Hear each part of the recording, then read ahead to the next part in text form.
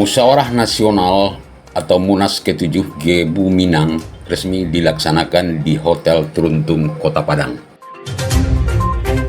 Perhelatan ini bertujuan untuk membentuk kembali kepengurusan GEBU Minang yang sudah habis masa berlakunya.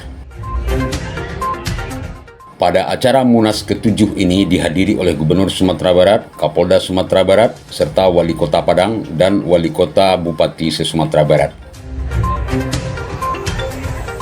Pada tahun 2022 ini, Munas GEBU Minang dihadiri oleh 400 orang peserta yang terdiri dari 200 orang peserta GEBU Minang, sedangkan 200 orang peserta lagi dari tokoh-tokoh Minang yang ada di Sumatera Barat maupun di perantauan.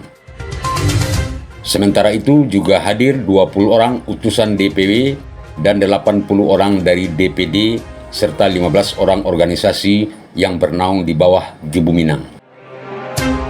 Khairul Umayya mengatakan panitia Munas ke-7 belum dapat menjelaskan masalah teknis pencalonan ini. Nama-nama yang mencuat dalam pencalonan belum bisa diberitakan sampai berita ini diturunkan karena ada kode etik yang harus dijaga oleh panitia dan mereka akan melaksanakan rapat melalui komisi-komisi yang sudah dibentuk.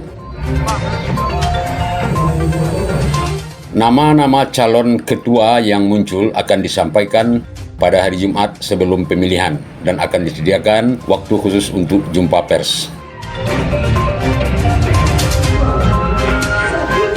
Demikian kontributor Jurnal Minang TV melaporkan dari Padang, Sumatera Barat.